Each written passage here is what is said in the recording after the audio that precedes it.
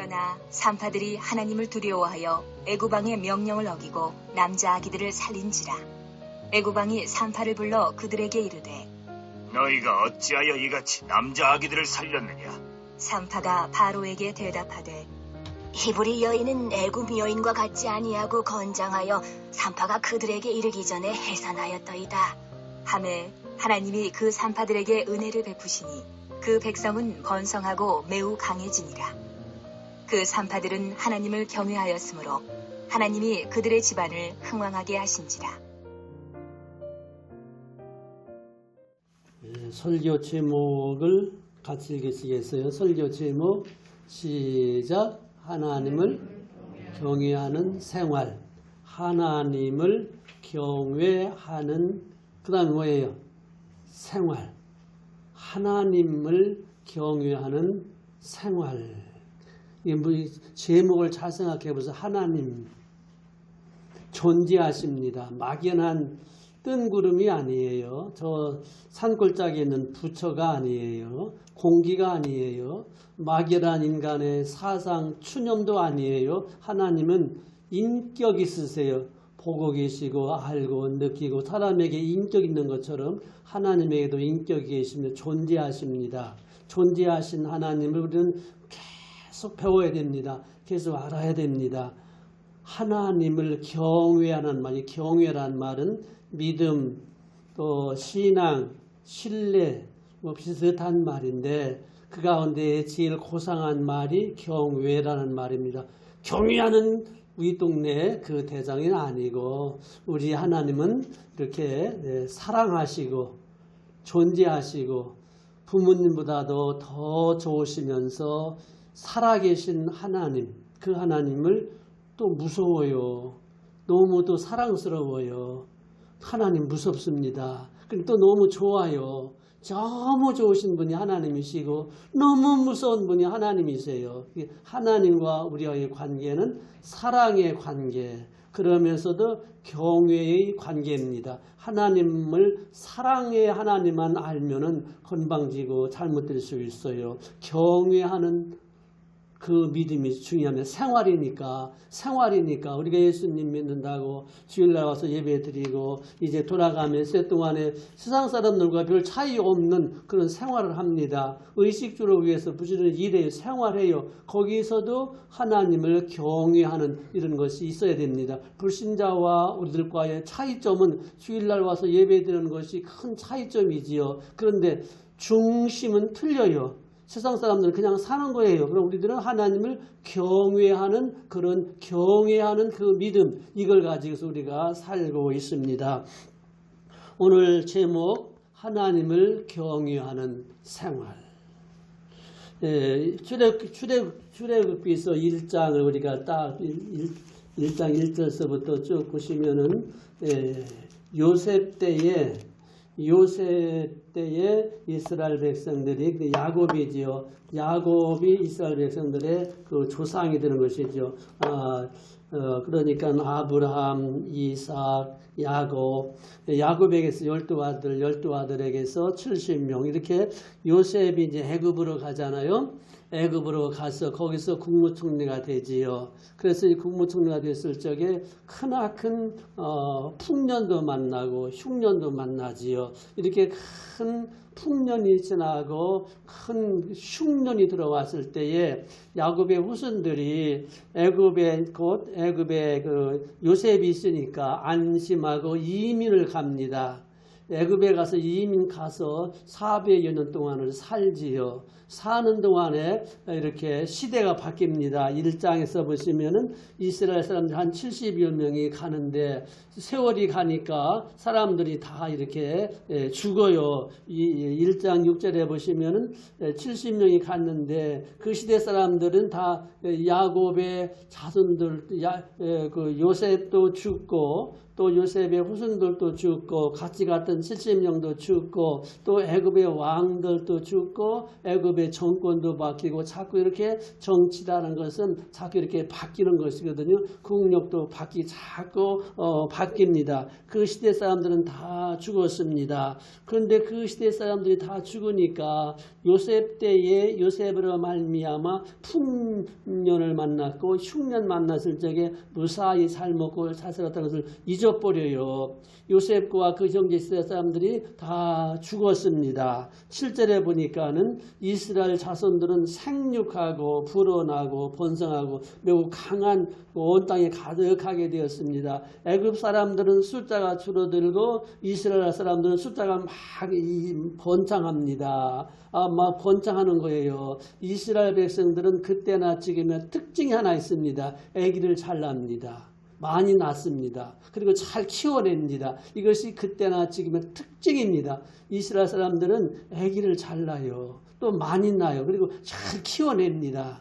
이것이 이스라엘 백성들의 특별한 그 특징이에요. 그래서 절대로 멸종이라는 것을 어렵습니다.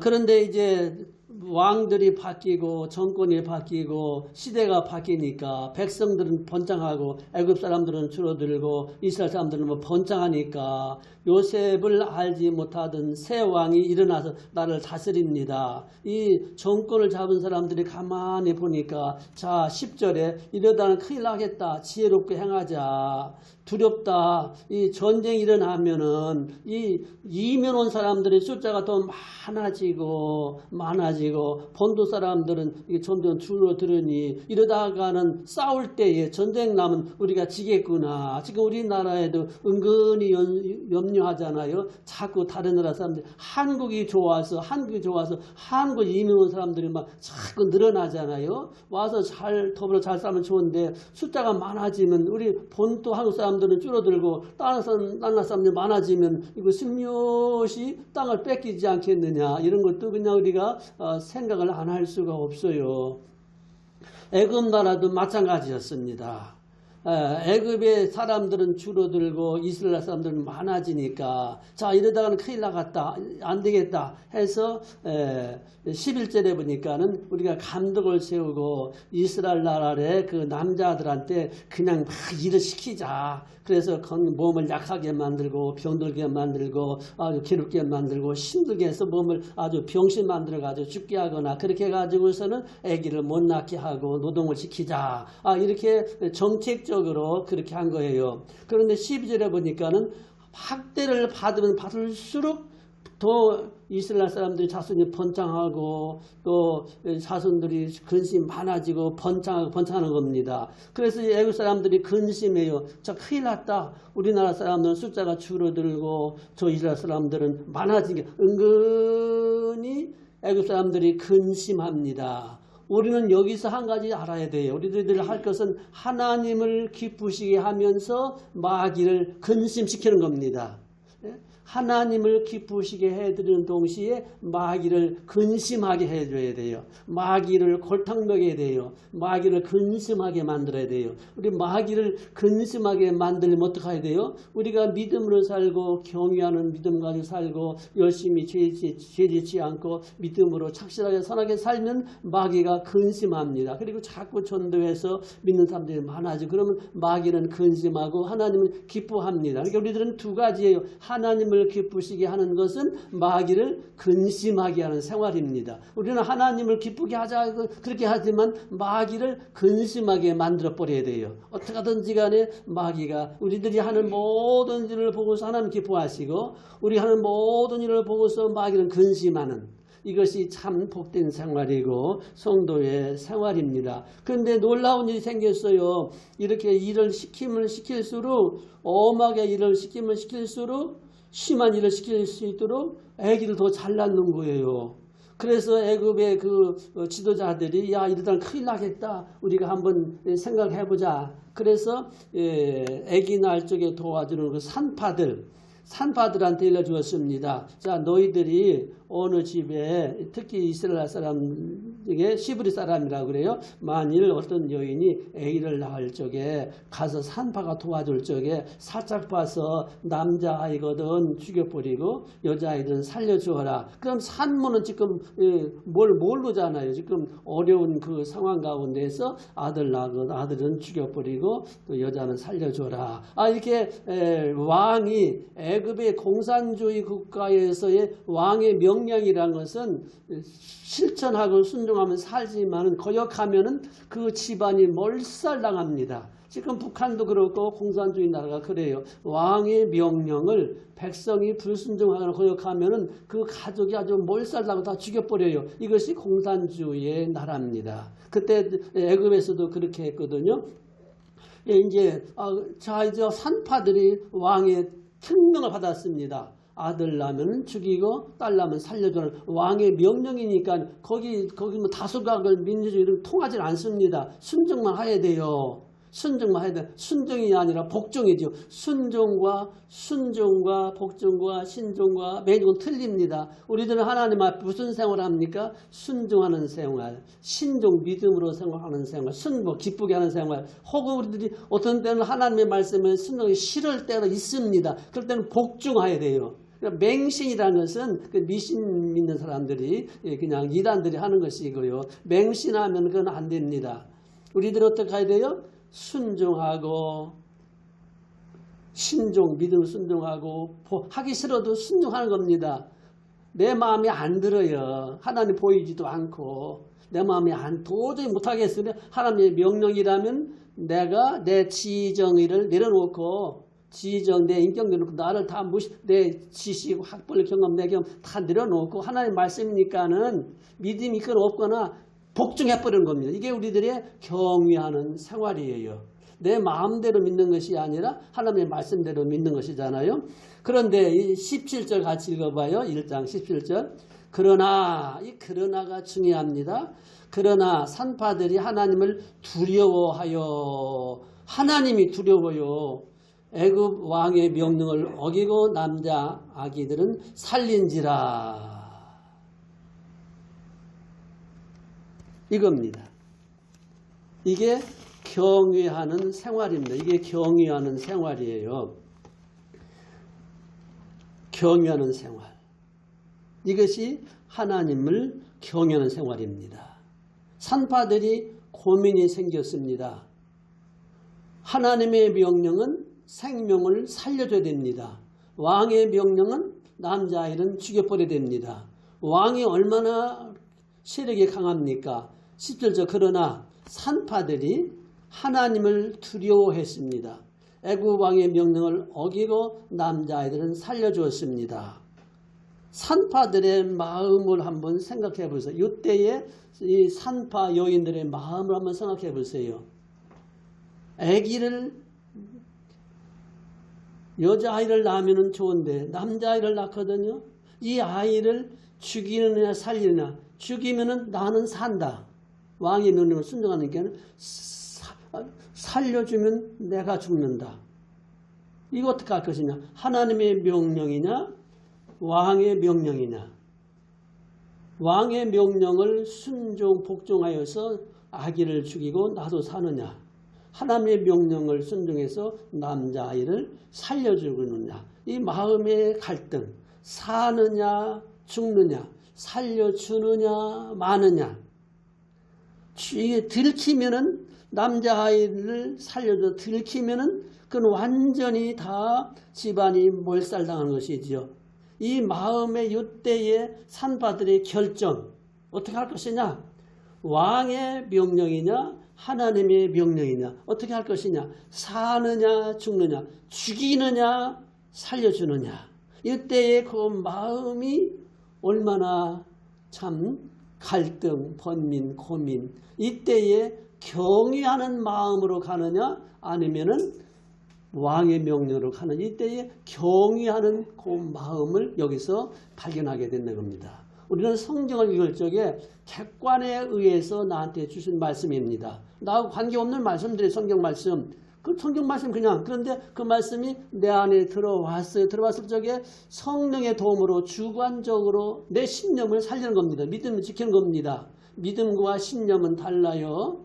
신념이라는 것은 내 고집입니다. 그러나 믿음이라는 것은 하나님의 말씀, 나하고 관계가 없어요. 그러나 말씀이 내 안에 들어오니까는 이것이 내 걸로다가 삼고 그 믿음을 근거로 한 신념과 사상이 나와야 되지. 말씀과 믿음도 없는 사상은 그건 위험한 신념이고 사상입니다. 어떻게 할 것이냐. 17절에 이들이 고민합니다. 그런데 18절에 애굽 왕이 산파들을 불러서 너희들이 왜 남자를 살려주었느냐? 왜 죽이는 살려주었느냐? 19절에 산파가 바르게 대답하기를 히브리 사람들은 애굽인과 같이 아니하고 건강해서 우리가 가서 도와기 전에 벌써 아기를 낳습니다. 벌써 낳습니다. 그래서 살려줬습니다. 어떡합니까? 낳았는데, 날짜가 지났는데, 얼마나 무서워요. 20절에 하나님이 그 산파들에게 은혜를 베푸시니 그 백성은 번성하고 매우 강한지라. 하나님 보이지 않습니다. 하나님 보이지 않습니다. 그러나 애굽 왕의 명령은 칼이 왔다 갔다 합니다. 그러나 보이지 않는 하나님의 말씀을 순종하여서 아이를 살려주었더니 지혜롭게 대답을 했지요. 하나님이 그 산파들에게 은혜를 베푸시니 그 산파들은 믿음이 얼마나 깊은지 기도생활을 얼마나 했는지 우리는 잘 알 수 없지만은 어린 아기를 살려주고 왕의 명령을 거역하는 걸 보니까 하나님께서 그걸 보시고서 은혜를 베푸셨습니다. 그래서 그 백성이 번성하고 매우 강해지니라. 번창했으니까는 얼마나 강했습니까? 60만으로 그 자손들이 번창하고 번창했잖아요. 이 하나님을 경외하는 믿음이 있었기 때문에 산파들이 이러한 위대한 결단을 내려서 실천한 것입니다. 우리는 능력이다, 권능이다. 그거 참 좋은 것이지요. 능력이라는 것이 뭐냐? 이때의 산파들이 왕의 명령을 거역하고 하나님의 말씀을 순종하여서 아기를 살린 이것이 뭐예요? 경외요, 능력이다 그겁니다. 이것도 선한 일, 50%. 그러나 조금이라도 선한 일이 뭐냐? 그것을 시행하는 것이 능력이다. 이렇게 생각하게 됩니다. 산파들의 능력이 뭡니까? 목숨을 내놓고 아기를 살려주고 왕의 명령을 거역하고 하나님의 말씀에 순종한 이것이 능력이라고 얘기합니다. 능력이 뭡니까? 은혜를 베푸셨습니다. 다윗이 블레셋 나라로 이민 가려고 하다가 거기서 붙잡혀서 죽을 뻔했을 적에 미친 채 하고 살아났지요. 오늘 우리들은 예수님 말씀하신 대로 어떤 일은 지혜롭게, 어떤 일은 비둘기처럼, 무슨 일입니까? 어떤 상황에서는 지혜롭게 넘어가야 됩니다. 산파들이 내가 가기 전에 벌써 아기를 낳습니다. 사실이니까.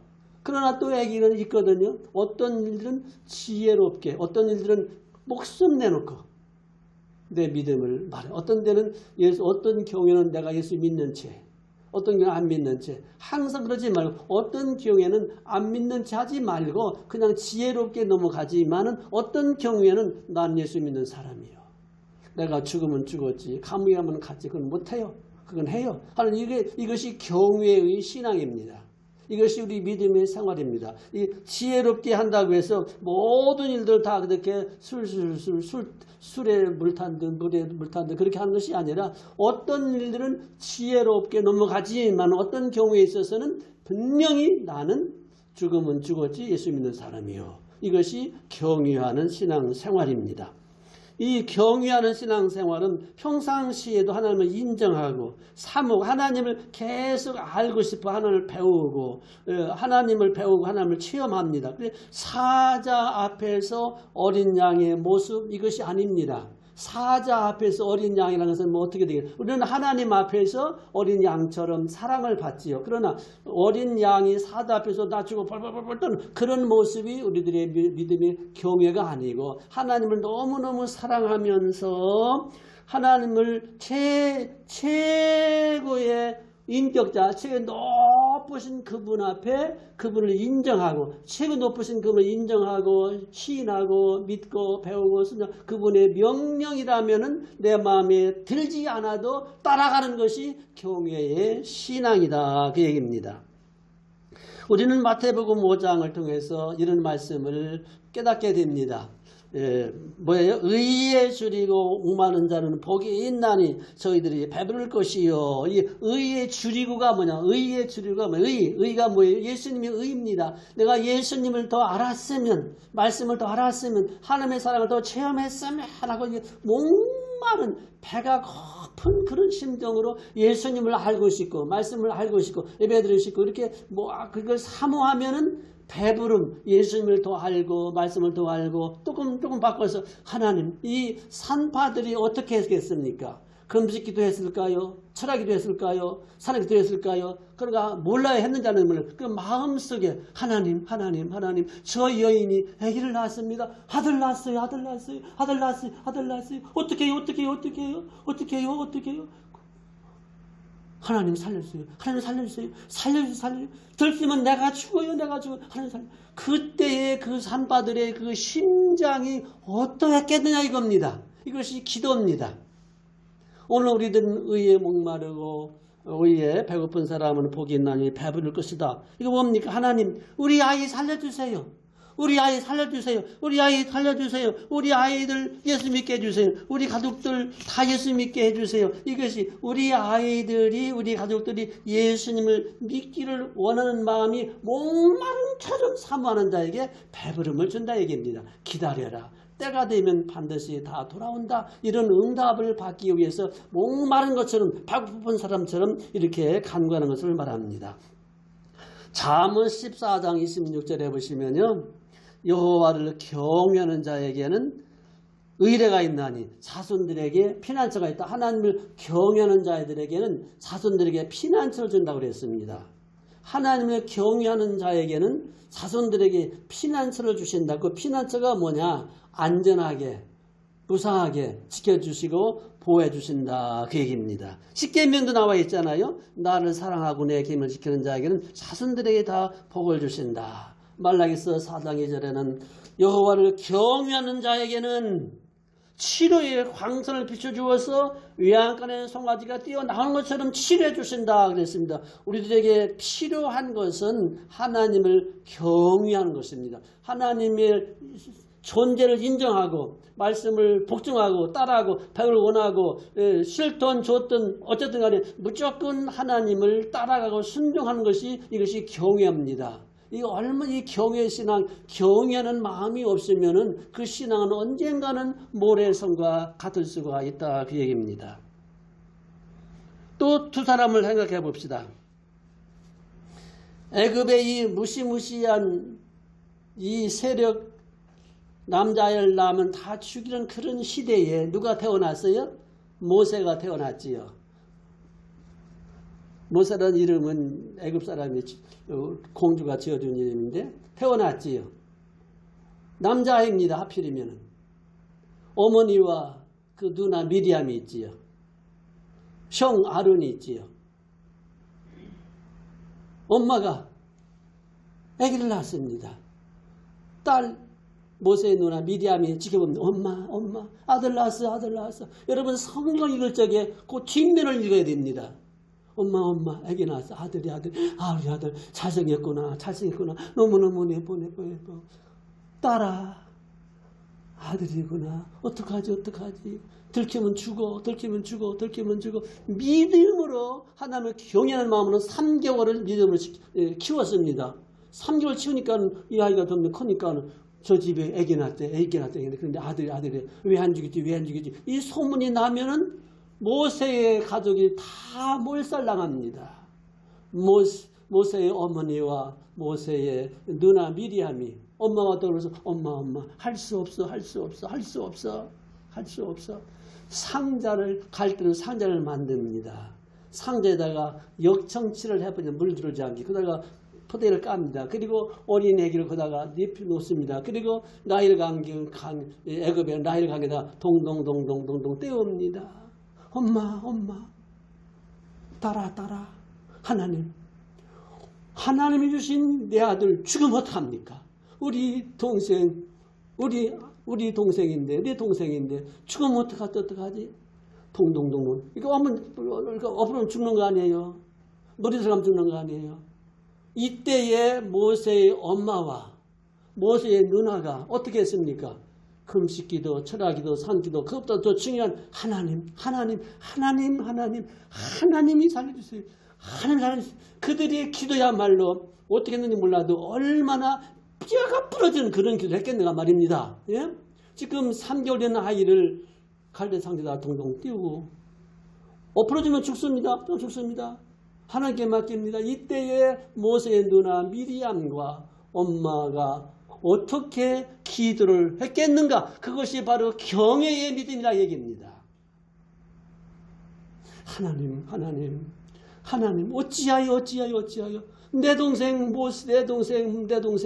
남자아이인데 그 누나와 엄마가 어떻게 했겠느냐? 그것이 바로 경외의 신앙이다 얘기입니다. 그 후에 참 하나님의 은혜로 어떻게 됐습니까? 유모 아닌 유모가 되어가지고서 바로의 궁전에 들어가서 젖을 때까지 키우지요. 젖을 때까지 모세의 엄마가 모세를 키우면서 어떻게 합니까? 잘 알아듣지 못하는 모세의 귀에다 대고서 너는 하나님의 자손이야. 너는 아브라함의 후손이야. 너는 히브리 민족이야. 너는 이스라엘 민족의 지도자들 될 수 있다. 알아듣지 못하는 어린애의 귀에 대고서 막 했습니다. 그리고 이스라엘 민족의 특별한 그 색깔 칼라옷을 보여줍니다. 40살이 되었을 적에 모세가 살인을 하고서는 없어져 버립니다. 그 후에 40년에 만나 80년 만에 다시 만나지요. 그 80년 동안에 모세의 누나와 모세의 엄마가 우리 아들 모세가 우리 오빠 우리 동생 모세가 어떻게 되었을까? 그 애타는 마음이 경외하는 믿음이다. 그래서 결과가 어떻게 됐습니까? 모두가 다 해방이 되고 사유를 누리게 되었지요. 자, 출애굽기서 예레미야서 32장을 찾으세요. 구약성경 1105페이지 예레미야서 32장을 모두 찾으세요. 좋아요. 말씀을 듣고 보니까 경외하는 마음만 있으면 되겠습니다. 경외하는 마음이 있으면 되겠습니다. 그런데 경외하는 마음이 안 생기면 어떡하냐 이거요. 그렇지? 경외하는 마음만 있으면 되겠는데 경외하는 마음이 없는데 어떡하단 말이요. 찾으셨어요? 예레미야서 32장 꼭 찾으세요. 32장 몇 절이에요? 32장 38절 찾으셨어요? 32장 38절 자 찾으셨으면은 32장 38절 32장 38절 다 찾으셨어요? 자, 경외하는 마음이 있으면 되겠는데 경외하는 마음이 안 생기면 이게 어떡하나 이거요. 그렇지? 사도 바울이 로마 옥에 갇혀서 기도했습니다. 하나님, 내가 아무리 설교를 잘해도 듣는 사람의 생각이 변화되지 않으면 어떡합니까? 천사의 말을 해도 듣는 사람들의 이 지혜가 안 오면 어떡합니까? 천사의 말을 해도 듣긴 들어도 모르면 어떡합니까? 헛방이잖아요. 그런데 에베소서 1장에 보면 하나님, 교인들 하여금 생각나게 해주세요. 기억나게 해주세요. 인격을 고쳐주세요. 지정을 고쳐주세요. 그렇게 간절히 기도했습니다. 우리들이 바로 이렇게 기도해야 돼요. 어떡합니까? 다 알아요. 지정의가 있습니다. 그 지정의를 바꿔주세요. 누가? 성령님이. 그거 아니면 안 됩니다. 찾으셨으면은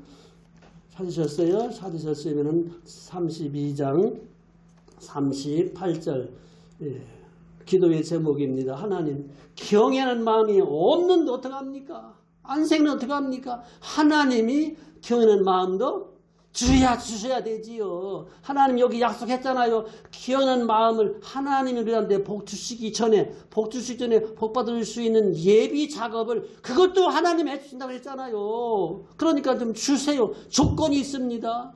하나님께서 나한테 일방적으로 약속했습니다.